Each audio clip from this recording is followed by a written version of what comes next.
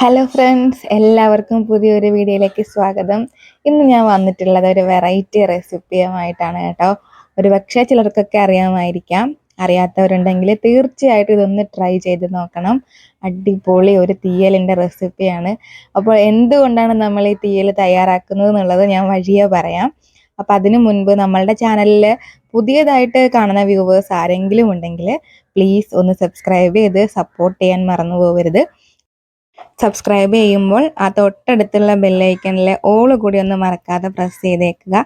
അപ്പോഴാണ് ഞാൻ ഇനിയും ഇടുന്ന വീഡിയോസ് നിങ്ങളിലേക്ക് കണ്ടിന്യൂസ് ആയിട്ട് നോട്ടിഫിക്കേഷനായിട്ട് എത്തുന്നത്. അപ്പോൾ എന്തായാലും റെസിപ്പിയിലേക്ക് പോകാം. നമ്മളുടെ ഈ തീയൽ നമ്മൾ തയ്യാറാക്കുന്നത് ഇതെന്താണെന്ന് നിങ്ങൾക്ക് മനസ്സിലായിട്ടുണ്ടാവുക, നമ്മുടെ നാരകത്തിൻ്റെ ഇലയാണ്. ഞാനും ആദ്യമായിട്ടാണ് ഈ ഒരു റെസിപ്പി ഉണ്ടാക്കുന്നതും അതുപോലെ തന്നെ കഴിക്കുന്നതും. അമ്മയുടെ റെസിപ്പിയാണ്. അപ്പം നാരകത്തിൻ്റെ ഇല വെച്ചിട്ടാണ് നമ്മൾ ഈ തീയൽ തയ്യാറാക്കുന്നത്. അടിപൊളി ടേസ്റ്റാണ് കേട്ടോ, അത് പറഞ്ഞറിയിക്കാൻ വയ്യ. അപ്പോൾ ഇതാ നമ്മൾ വറുത്തരിക്കുന്നത് പോലെ തന്നെ തേങ്ങാ ചിരവി എടുത്തിട്ടുണ്ട്. അതിലേക്ക് നാരകത്തിൻ്റെ ഇല ഈ ചെറിയ ചെറിയ കഷ്ണങ്ങളായിട്ടൊന്ന് മുറിച്ചിങ്ങനെ ഇട്ട് കൊടുത്തു. അതിൻ്റെ ആ തണ്ടൊക്കെ ഒന്ന് മാറ്റിയിട്ട് ഇലയുടെ നടുക്ക് വരുന്ന ഞരമ്പ് പോലുള്ള സാധനമില്ലേ, അതെല്ലാം മാറ്റിയിട്ട് നമ്മൾ ഇതേപോലെ ചെറുതായിട്ടൊന്ന് മുറിച്ചിട്ടു.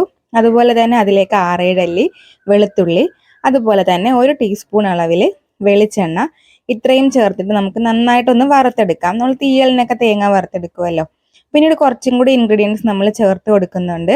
1/2 ടീസ്പൂൺ അളവിൽ പെരിഞ്ജീരകം, മുഴുവൻ പെരിഞ്ജീരകം, അതുപോലെ തന്നെ ചെറിയ ഉള്ളിയും കറിവേപ്പിലയും. 7-8 അല്ലി ചെറിയ ഉള്ളിയാണ് ഞാൻ ചേർത്ത് കൊടുത്തിട്ടുള്ളത്. തേങ്ങയെല്ലാം ഏകദേശം ഒന്ന് മൂത്ത് വരുന്ന സമയത്ത് നമ്മൾക്ക് മഞ്ഞൾപ്പൊടി ചേർത്ത് കൊടുക്കാം. 1/4 ടീസ്പൂൺ അളവിൽ മഞ്ഞൾപ്പൊടി ചേർത്ത് കൊടുത്തിട്ട് അപ്പോൾ തേങ്ങയെല്ലാം നന്നായിട്ട് മൂത്ത് വന്നു. ആ സമയത്ത് നമ്മൾ 1.5 ടേബിൾ സ്പൂൺ അളവിൽ മല്ലിപ്പൊടി ചേർത്ത് കൊടുത്തിട്ടുണ്ട്. അതുപോലെ തന്നെ 1/4 ടേബിൾ സ്പൂൺ അളവിൽ നമ്മൾ മുളക് പൊടി ചേർത്ത് കൊടുത്തിട്ടുണ്ട്. ഞാനിവിടെ എടുത്തിട്ടുള്ളത് എരിവുള്ള മുളക് പൊടിയാണ്. ഇനി നിങ്ങളുടെ കയ്യിൽ കാശ്മീരി മുളക് പൊടിയാണ് ഉള്ളതെന്നുണ്ടെങ്കിൽ 1 ടേബിൾ സ്പൂൺ അളവിൽ ചേർത്ത് കൊടുത്തോളൂ. അതുപോലെ തന്നെ നാരകത്തിൻ്റെ ഇലയും 7-8 ഇലയാണ് ഞാനിവിടെ ചേർത്ത് കൊടുത്തിട്ടുണ്ടായിരുന്നത്. അപ്പോൾ തേങ്ങയെല്ലാം നന്നായിട്ട് വറുത്ത് വന്നിട്ടുണ്ട്.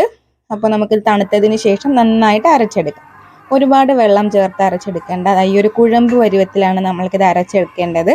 ഒത്തിരി നീണ്ടുപോയാൽ കറിയുടെ ടെക്സ്ചറും മാറിപ്പോകും, അതേപോലെ തന്നെ ടേസ്റ്റും ഒത്തിരി വ്യത്യാസം വരും. അപ്പോൾ തേങ്ങയെല്ലാം അരച്ചെടുത്തതിന് ശേഷം ഇനി നമുക്ക് കറി തയ്യാറാക്കാം. ഞാനൊരു ചീനച്ചട്ടിയിലേക്ക് വെളിച്ചെണ്ണ ഒഴിച്ചു കൊടുത്തു. വെളിച്ചെണ്ണ ചൂടായി വന്ന സമയത്ത് കുറച്ച് കടുകിട്ട് പൊട്ടിച്ചു കൊടുത്തു. അതിനുശേഷം ചെറുതായിട്ട് അരിഞ്ഞ ചെറിയ ഉള്ളി, നമ്മൾ താളിപ്പിനൊക്കെ അരിയില്ലേ, അതുപോലെ തന്നെ ചെറിയ ഉള്ളി ചേർത്ത് കൊടുത്തു. പിന്നീട് ചേർത്ത് കൊടുക്കുന്നത് വറ്റൽമുളകും അതുപോലെ തന്നെ കറിവേപ്പിലയുമാണ്. അപ്പോൾ വറ്റൽമുളകും കറിവേപ്പിലയും എല്ലാം ചേർത്ത് കൊടുത്ത് നമ്മളുടെ ഉള്ളിയെല്ലാം ഒന്ന് ബ്രൗൺ കളറായി വരുന്ന സമയത്ത് നമ്മൾക്ക് തേങ്ങ അരപ്പ് ചേർത്ത് കൊടുക്കാം. തേങ്ങ അരപ്പ് ചേർത്ത് കൊടുത്തിട്ട് ഞാൻ ആ ജാറ് കഴുകി ഉള്ള വെള്ളം മാത്രമാണ് ചേർത്ത് കൊടുത്തിട്ടുള്ളത്. പിന്നെ പുളിക്ക് ഞാൻ ഇവിടെ ഉപയോഗിച്ചത് കുടംപുളിയാണ്. അതുപോലെ തന്നെ ആവശ്യത്തിനുള്ള ഉപ്പും നമ്മൾക്ക് ഈ സമയത്ത് ചേർത്ത് കൊടുക്കാം.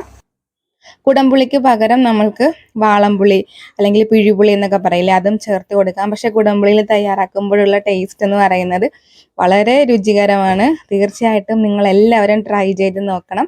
ഇനി ഇതൊന്ന് തിളച്ചതാ എണ്ണയെല്ലാം തെളിഞ്ഞ് വന്നു കഴിഞ്ഞാൽ നമ്മളുടെ സൂപ്പർ ടേസ്റ്റി നാരകത്തിൻ്റെ ഇല കൊണ്ടുള്ള തീയൽ ഇവിടെ റെഡി ആയിട്ടുണ്ട്.